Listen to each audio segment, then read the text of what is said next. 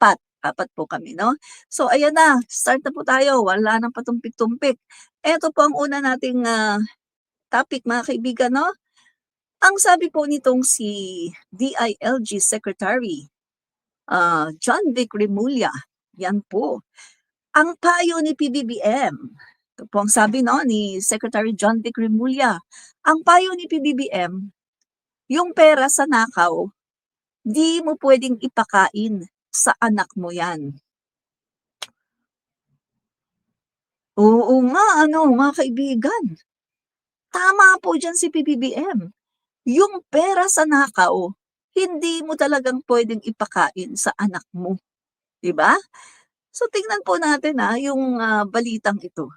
Ang sabi po dito, isiniwalat ni Secretary John Vic Remulla ang umano'y talamak na korapsyon sa loob ng Bureau of Fire Protection matapos siyang tangkaing suhulan ng 300 milyon para sa isang taong kontrata ng 200 fire trucks. OMG!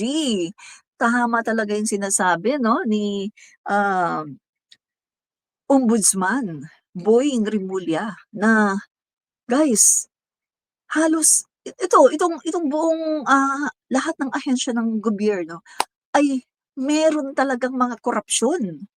At yung sinasabi nga ni, Ombudsman Boying Rimulya 'di ba, kaya niya nasabi yun guys kasi yung bang mga kaso 'no, yung mga kaso sa bansa natin ay magtataka ka 'no na kitang-kita naman na convicted, pero nakakalaya.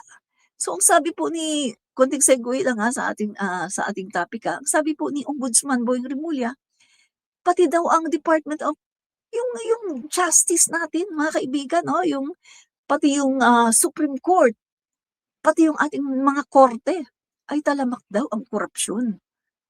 OMG mga kaibigan 'no, so dapat talagang maayos ang sistema, ang buong sistema ng ating gobyerno para po maiwasan na itong mga ganitong klaseng korapsyon, 'di ba mga kaibigan? So eto nga guys 'no, tinatangka siyang suhulan ng 300 milyon itong si DILG Secretary, kapalit po 'no, para sa isang taong kontrata ng 200 fire trucks. Alam naman natin mga kaibigan 'no, may mga kumi-kickbacks, yan yung mga kontra-kontrata na yan, eh. Diyaan talaga mga kaibigan, kumi-kickback 'no, yung, mga pulitiko at pati na rin yung mga empleyado ng mga ahensya, USEC, ASEC, pati yung mga simpleng empleyado 'no, ng, mga ahensya. Diyaan po talaga may mga kumi-kickback sa mga kontrata 'no. Sabi nga nila, naalala ko noon nung ako'y nag-aaral pa 'no mga kaibigan 'no, at nung ako ay nagtrabaho na 'no, sa isang construction firm, ang sabi sa akin, ay kapag may kontrata, may kickbacks. 'Yan po ang sabi 'no. Kasi nung ako po ay dalaga pa, ako po'y nakapagtrabaho 'no, mga kaibigan, sa isang ano, construction firm 'no. Kasi ang ang akin pong pinag-aralan ay, dapat architecture 'no, architecture dapat ako pero mahina po ako sa, mga calculus 'yan. Mahina po ako sa math, ganyan, yung mga, talagang mga math talaga na mga mahihirap 'no, para sa akin. Ay kaya hindi po ako nag-architecture, pero ang kinuha ko po ay interior design, pero major in fine arts po, major in interior design. So, ibig sabihin malapit pa rin sa architecture. Kasi yung architecture, ang ide-design mo diyan, yung bahay 'no, yung bahay. Samantalang yung interior design, dun kayo sa loob. Yung loob ng bahay ang ide-design mo. So, meaning to say, mag-partner po 'yan, yung architect at saka interior design 'no. Kapag malaking bahay, kapag yung bahay ng mayayaman, partner po 'yan kinukuha, architect at saka interior design. Yung architect, siya yung nagde-design 'no, sa bahay, panlabas. Pagkatapos na ng bahay, papasok naman yung interior design. Kasi siya naman yung magde-design sa loob ng bahay. So yan po yung kinuha ko 'no, nung ako ay, nasa college. At, eto nga po nakapagtrabaho po ako sa isang construction firm. Ako po ay yung nagde-design 'no, nagde-design po sa loob ng bahay tapos pati yung mga furniture 'no. Kasi marunong din po ako kasi meron din po kaming furniture design 'no. So meaning to say mga kaibigan, etong, etong nakita ko po 'no, yung kalakaran mga kaibigan 'no, na 'pag may kontrata meron talagang kickback. Diyan po talaga nakakapag, subi 'no, 'tong mga yang mga ano, yang mga, engineer, architect 'no, talagang diyan talaga pati yung mga foreman 'no.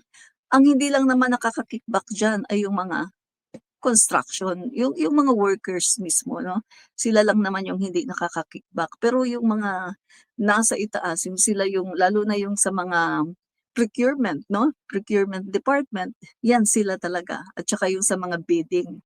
So, meaning to say mga kaibigan, to cut the story short, nakita ko po na 'pag may kontrata, may kickbacks. Pero mga kaibigan, 'yan po ang dapat natin na tanggalin sa ating sistema. Kasi habang habang ganyan yung sistema ng ating gobyerno, ay kawawa talaga yung ating mamamayang Pilipino. Kasi instead na yung, a certain amount of money na mapupunta dapat diyan sa proyekto na 'yan, magiging maayos ang proyekto, magiging talagang aesthetically beautiful at talagang mas magiging maganda, matibay, pero nawawala ang quality, nawawala ang ganda kasi nga may bawas. May bawas sa mga materials, binabawasan yung alam niyo na kasi nga may kickback, 'di ba? Katulad na lang ng mga flood control natin.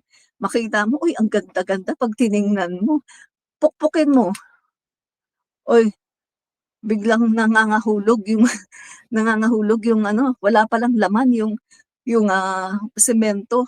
Ang loob pala konting bato pagkatapos wala ng laman. Kumbaga sa pandesal, hangin. Hangin lang ang palaman. Kumbaga kumbaga pinaano lang siya, pinalobo.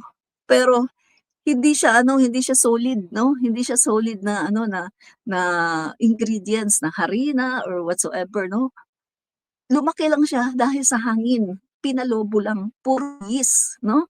So, 'yun po mga kaibigan 'no, pagdating po sa mga ahensya ng ating gobyerno, eto po ang talagang dapat na, maayos 'no. Kaya naman mga kaibigan kung matatandaan niyo ang sinabi ng ating pangulo, ang gusto nga po niya, ulitin ko tatlo 3 po yung pillars na 'yan na gustong ipatupad ng ating pangulo na kaya po niya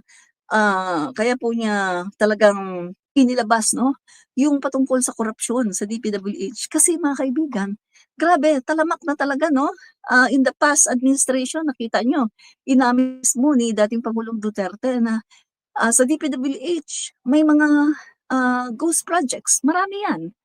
Sinabi mismo ni dating Pangulong Pangulong Duterte, marami 'yan mga ghost projects, sasabihin completed pero wala.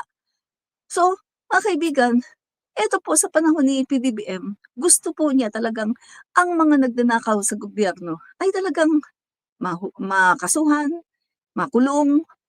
Pangalawa, mabawi 'no, mabawi. Hindi man mabawi ang lahat ng pera, at least yung kanilang mga assets, mabawi 'no. At pagkatapos ay mabago ang sistema ng gobyerno, para nang sa gano'n, wala nang makapagnakaw at ang ating next generation ay corruption free na. Meaning to say, ay wala ng mangungurap, 'di ba? Kasi mga kaibigan 'pag pumunta kayo sa mga bansang Singapore, hindi po uso yung mga korapsyon mga kaibigan 'no. Kahit nga sa, mga bansang, sa western 'no, western country, kahit sa iba-ibang mga bansa 'no na, sa buong mundo mga kaibigan makikita mo, naakusahan siya ng korapsyon, anong nangyari? Nagganon. Naakusahan ng korapsyon, anong nangyari? Nag-resign, 'no? Pero dito sa bansa natin, nandiyan na, gabundok na ang ebidensya ng korapsyon, makapal pa ang mukha. Gabundok na ang ebidensya ng korapsyon, aba, siya pa ang nagtatapang-tapangan. Makapal talaga ang mga mukha 'no, ng, iilan sa ating mga politiko. Siya na ang napakaraming, issue ng korapsyon. Siya pa yung nagsasabi na kapag siya ay nahalal, ipapakulong daw niya lahat ng korap. Nakita mo yung kakapalan ng mukha, 'di ba? So, mabalik po tayo dito 'no, kay, Secretary John Vic Rimulya, itong sinasabi sa kanya ni PBBM na hindi puwedeng ipakain sa anak natin, sa anak nila, etong mga ninakaw. Kasi ang, pagkakasabi po diyan ni PBBM 'no, yung buo, yang kapag pinakain mo sa anak mo yung pera na nanggaling sa nakaw, yung karma mapupunta diyan sa anak mo. Which is totoo naman mga kaibigan, 'di ba? Oh, totoo naman yun. Oh, may nakikita nga tayo ngayon, eh. Oh, yung tatay, grabe yung ginawa, 'di ba, sa past administration. O yung mga anak ngayon, ano na nangyari? Oh, karma, 'di ba? Oh, bumabalik sa kanila yung ginawa ng kanilang tatay. Oh, nakakarma. Kasi yung mga pera na ninakaw, pinapakain sa anak, 'di ba?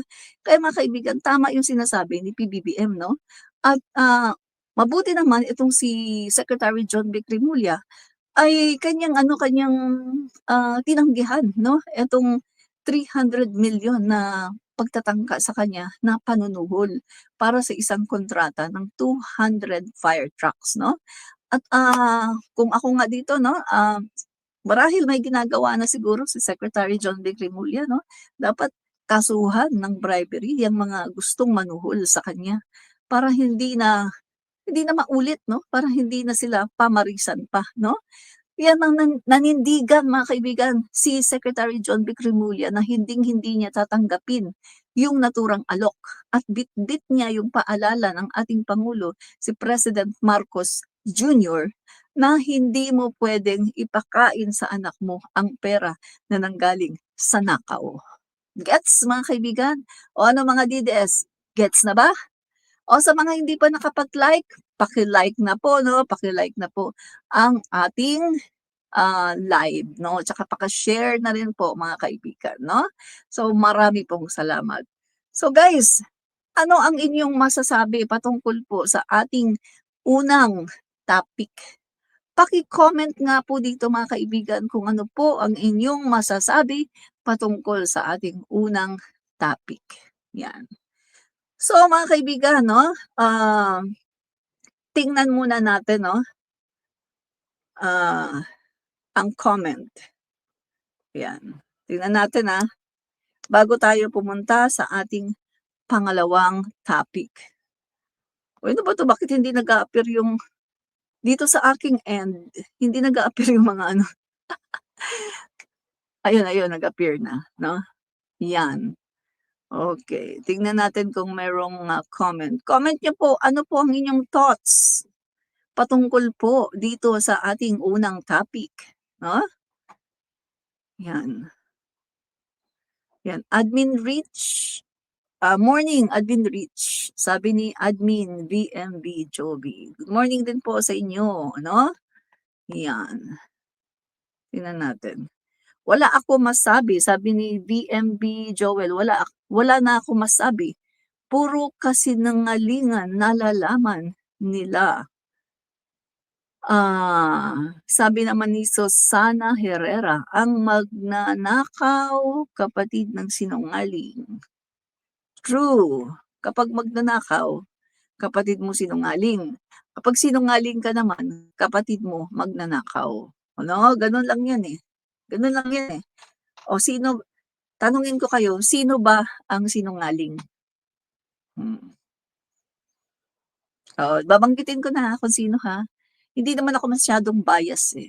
Oh, kitang-kita naman natin sinungaling, 'di ba? Yung ating Vice President, oo. So tama yung sinabi mo, ang magnanakaw kapatid ng sinungaling, ang sinungaling kapatid ng magnanakaw, vice versa. So kung sinungaling si Vice President Sara Duterte, meaning to say magnanakaw din siya. Kaya siya naakusahan ng katiwalian patungkol sa kanyang confidential funds, 'di ba? Oh, yun yun. Yun yun guys, 'no? Yan. So, tuloy na po tayo sa ating pangalawang topic. Yan, okay. Our second topic is, okay, ito na. Naku, mga kaibigan, eto po. Ayan. President Marcos Jr. Look, President Ferdinand Marcos Jr. and Education Secretary Sani Angara personally inspected newly installed prefabricated modular classrooms at Mariveles National High School, Alasasin Annex. Yan mga kaibigan, no? Ito po yung guys, no? Yung personal po na nag-inspeksyon ng ating Pangulo, Ferdinand Marcos Jr. Ito po sa Mariveles, sa Bataan, no? At ito po mga kaibigan, tiningnan po niya yung mga newly installed prefabricated modular classrooms. Madaling itayo lang mga kaibigan, no? For 2 weeks, eto na kaagad ay nakatayo na kaagad. Kasi guys, grabe naman talaga yung mga nangyari sa ating mga classrooms, guys, no? Alam naman natin na sa mga past administrations ay hindi po talaga nakapag-construct ng napakaraming classrooms. At knowing mga kaibigan, 2022, umupo, no? As DepEd Secretary si Sara Duterte, nung siya po ay naupo, inappoint agad siya ng ating Pangulo, no, DepEd Secretary, until June 19, June 19, 2024. O, tingnan nyo guys, ang tagal niyang naging DepEd Secretary, ha. Pag-upo niya, nung July 2022, inappoint na agad yan, DepEd Secretary. Tapos, nag-resign siya July 19, 2024. Correct me if I'm wrong, pero yan yung nakita ko sa sa pagkakatanda ko, no. Yan yung time na nag-resign si Sara Duterte. June 19, 2024, effective July 19, 2024. So meaning to say, nung June 2022, July 2022, DepEd Secretary na siya. Tapos, meron siyang ilang taon? 23? 24? Oh, naka 2 years. Nakadalawang taon siya. Take note, nakadalawang taon siya mga kaibigan na DepEd Secretary. Pero anong nangyari? Big failure. Yung kanyang mga sinasabi na magko-construct ng ganito, 6,000 plus na classrooms, anong nangyari? Budol. Dahil hindi po niya natupad ang kanyang sinabi. 100 lang. Oy, minumura ako ni sabi ni PI daw ako, sabi ni Bernard Godelos. Sabi niya, PI mo, Lola. affected ka ba sa sinasabi ko, no? So, God bless you, no? I-bless ka ng Panginoon sa iyong paniniwala at sa iyong pag-curse, no? God bless you. So, tuloy po tayo mga kaibigan, no? Ito pong si Sara Duterte, for 2 years po siya naging DepEd Secretary. Wala po siyang natupad sa kanyang sinasabi na siya po ay magko-construct, no, ng libu-libong classroom. Kaya nga, very ironic na sinisisi nila ang ating Pangulo, Bongbong Marcos, na hindi daw nakapagtayo ng maraming classroom. Hello, sino ba ang DepEd Secretary? Di ba ang DepEd Secretary ay si Sara Duterte? Palagi ko nang sinasabi sa inyo yan guys, di ba? Sandali, tignan natin ulit yung numbers, para maintindihan nyo, no? Yung mga DDS dito na sinasabi na ako'y naninira, hindi ako naninira, sinasabi ko ang katotohanan, no? Okay, tingnan natin ang numero dito. Eto, tingnan nyo si Sara Duterte, sabi niya ang kanyang itatayo na mga classroom, no, ay 6,379 classrooms. Yan yung target. Take note target classrooms na gustong itayo ni Sara Duterte as DepEd Secretary. 6,379 classrooms. Ang tinapos lang ni Sara Duterte ay 192. 192. Ilan ang classroom na target niyang i-construct? 6,379 classrooms. Po. Hmm. Hindi man lang naka-1,000 ang gaga. Hindi man lang naka-1,000 ang gaga, 'di ba? 6,379 classrooms yung gusto niyang i-construct, yung target niya, pagkatapos 192 lang ang tinapos niya. O, 'di ba? O, eto naman yung target target naman ito na classroom to be repaired ay 7,550. Tignan niyo ang laki ng numbers, 7,550 classrooms to be repaired. Ilan lang ang na-repair niya as DepEd Secretary? 208 only. Tingnan mo yan, napaka-incompetent. O grabe, no?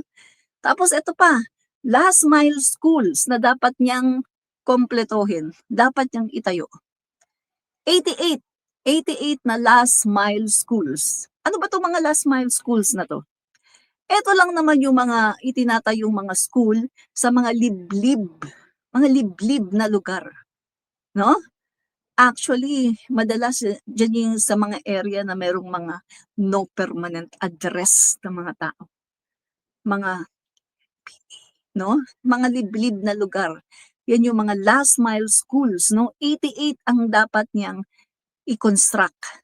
Target niya yan, Ilan lang ang kanyang natapos? 3. 88, 3 lang ang tinapos. Ganyan siya ka-incompetent.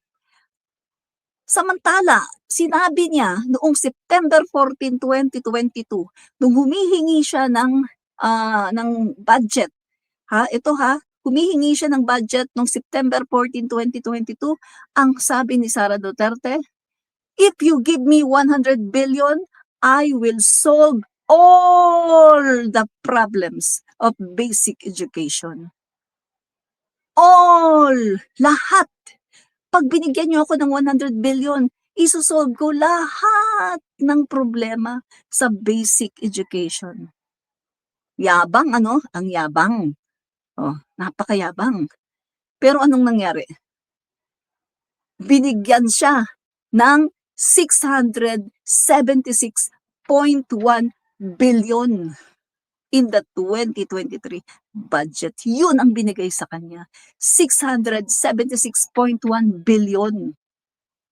Kita nyo yan. Ang hinihingi niya, 100 billion lang.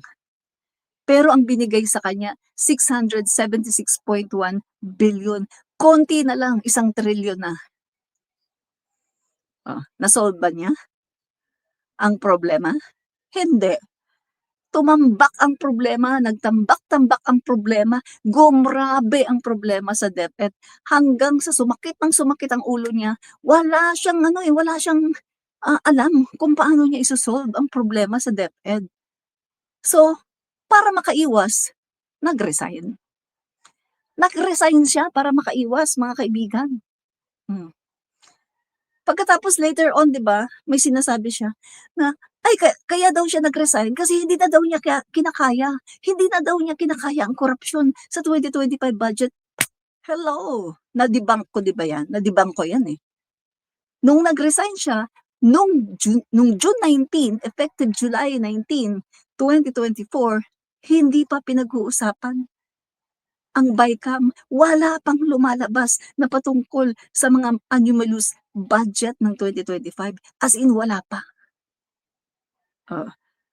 'Di ba? Later na lang lumabas. Inisa-isa ko 'di ba 'yan, kung kailan yung petsa ng paglabas. So meaning to say, hindi tumutugma yung sinasabi niya na kaya siya nag-resign sa DepEd kasi daw hindi na daw niya kinakaya. Etong korupsyon daw, etong 2025 anomalous budget.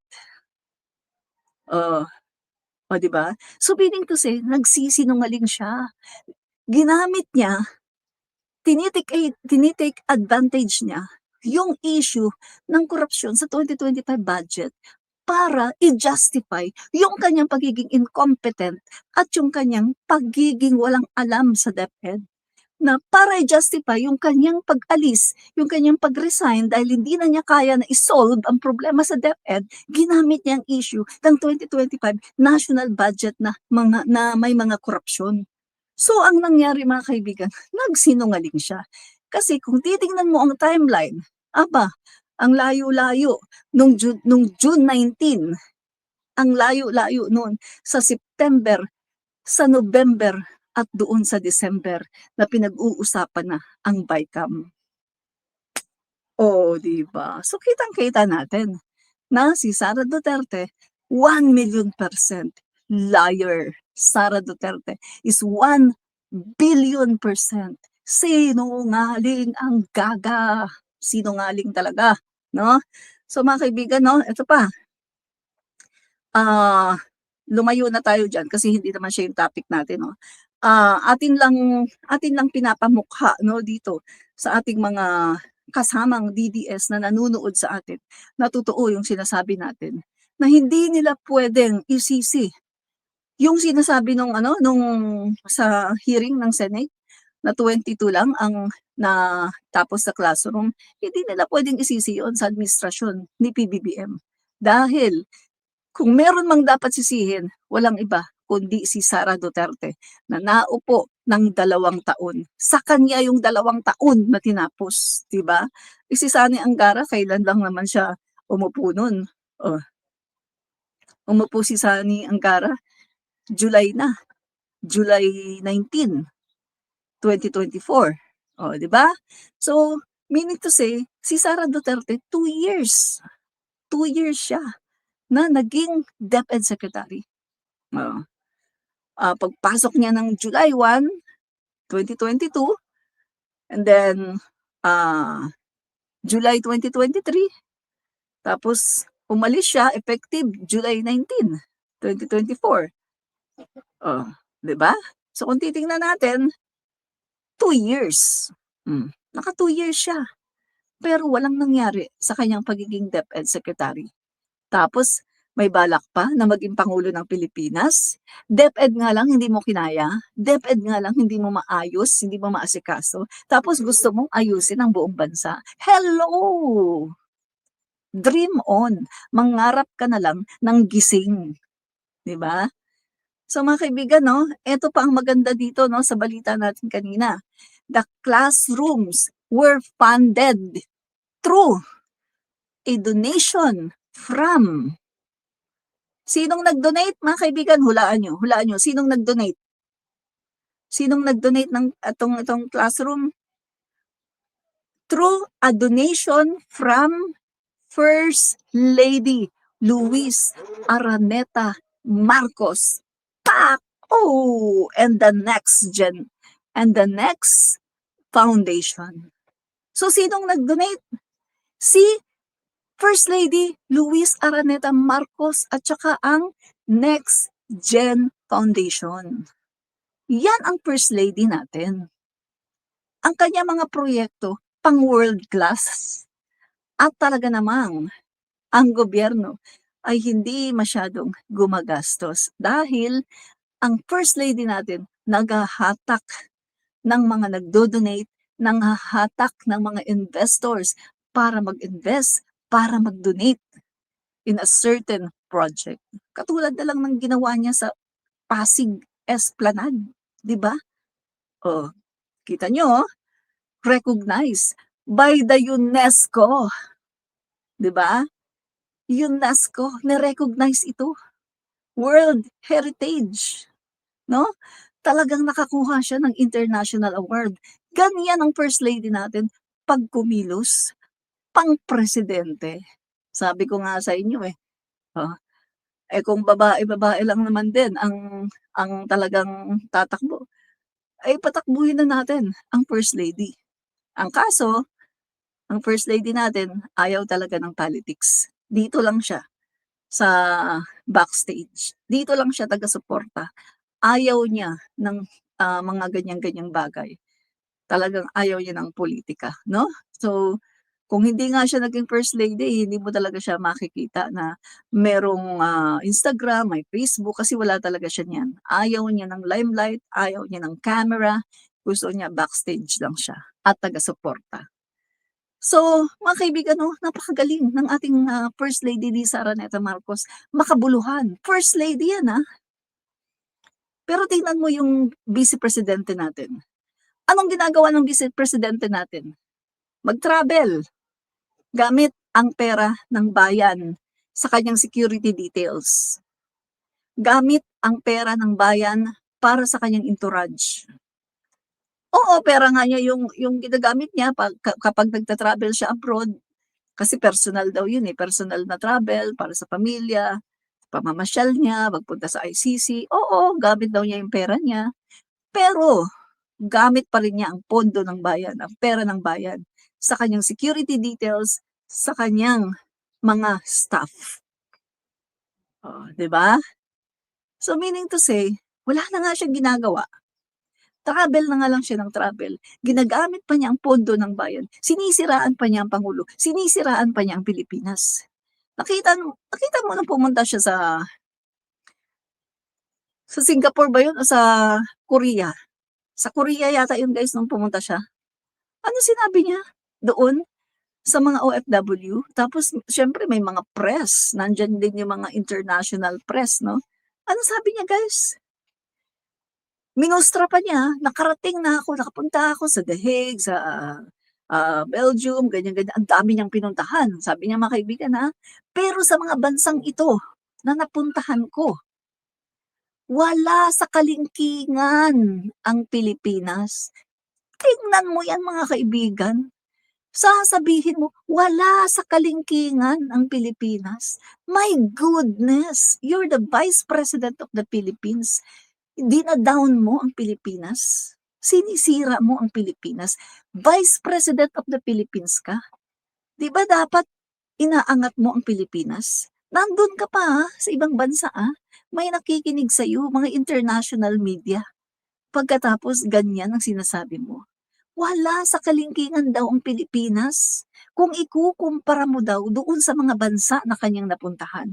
Para ano pa na at naging Vice President ka ng Pilipinas, kung ikaw mismo ang humahamak sa iyong bansa, hindi mo man lang kaya na i-lift up, iangat ang iyong bansa, hinahamak mo pa. Anong klase kang Vice Presidente? Kaya mga kaibigan 'no, itong mga ganitong klaseng tao, ayan yung mga tao 'no, na mga makapili. Na hindi sila proud sa kanilang bansa, hindi sila proud na maging Pilipino. Kaya wala siyang karapatan para mamuno sa ating bansa dahil hindi niya kaya na ipagmalaki at ipagtanggol ang Pilipinas. Lalong-lalo na nandun siya sa ibang bansa. Siniraan niya ang Pilipinas, siniraan niya ang Pangulo, siniraan niya ang mga Pilipino. Para sa hamakin mo para hamakin mo ang Pilipinas at sabihin mo na wala sa kalingkingan ang Pilipinas sa mga bansa na napuntahan mo, aba, grabe ka. Mas masahol ka pa sa isang malansang isda, 'di ba? So mga kaibigan 'no, mabalik tayo dito sa topic number 2 natin 'no. So kitang-kita natin mga kaibigan na ang ating First Lady Lisa Araneta Marcos ay talaga namang nandun ang puso niya para sa bayan at para sa mga learners natin. Remember mga kaibigan, ang ating First Lady Lisa Araneta Marcos ay isang guro. Matagal na po siya na guro. Professor po siya sa law, mga kaibigan.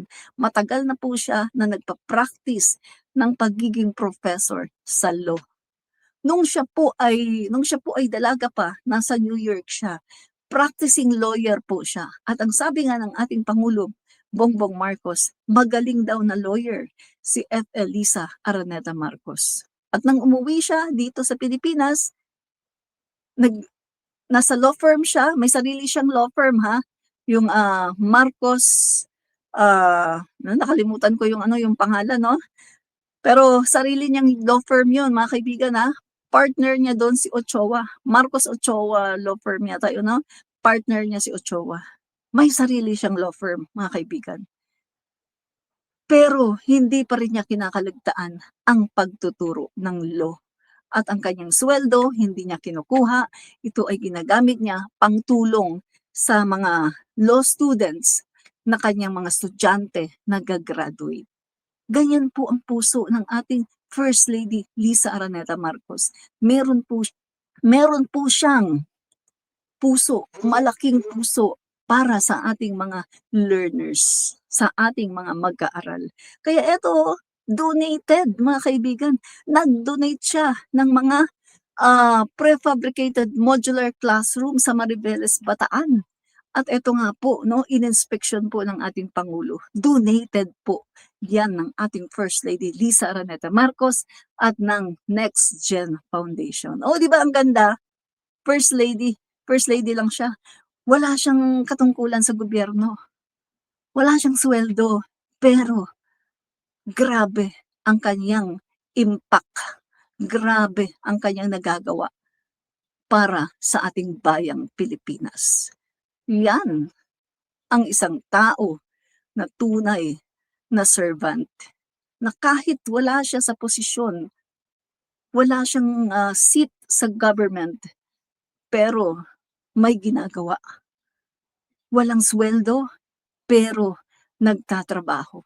Samantalang yung isa, may sweldo, may confidential funds, winawaldas, travel ng travel, mura ng mura sa Pangulo natin, sinisiraan ng Pilipinas, sinisiraan ng Pangulo, sinisiraan ang mga Pilipino. Ayun, nagyayabang pa. Malaki ang sweldo, pero hindi nagtatrabaho. O, diba? Kita mo ngayon yung difference between our First Lady Lisa Araneta Marcos na walang sweldo, pero grabe ang ginagawang trabaho. At yung Vice President na may sweldo, nasa kanya lahat, no? Nasa kanya lahat ng mga pag-aalaga, no? Inaalagaan siya, no? Sa OVP, nandiyan yung 400 plus na mga BPSG, nandiyan ang confidential funds, nandiyan ang napakalaking pondo, pero anong ginawa niya? Wala. Wala siyang ginagawa. No, di ba? So yan po ang pagkakaiba, no? So guys, no? Nagpapasalamat po tayo sa ating First Lady, Lisa Araneta Marcos. Ito po ay nangyari dahil ang ating po mga learners, hindi na po sila magtitiis sa mga classroom na sila po ay talagang sama-sama na doon, no? Kasi nga kulang ng classroom. Lalong-lalo na mga guys, no? Bukod sa talagang kakulangan sa classroom, ay marami pa nagiba dahil sa mga nakaraang mga bagyo. So eto, malaking bagay po itong ginawa, no? Ng ating First Lady Lisa Araneta Marcos at ng Next Gen Foundation sa pagdodonate nitong mga prefabricated modular classrooms sa Mariveles, Bataan. Yes po mga kaibigan, nagustuhan niyo ba ang ating pangalawang topic? Guys, hindi pa tayo tapos, no? Pangalawang topic lang natin yan. Yan. Okay, mga kaibigan, no? Comment down your answer. Nagustuhan nyo ba? Ano ang inyong komentaryo patungkol po dito sa inyong nalaman na balita, no?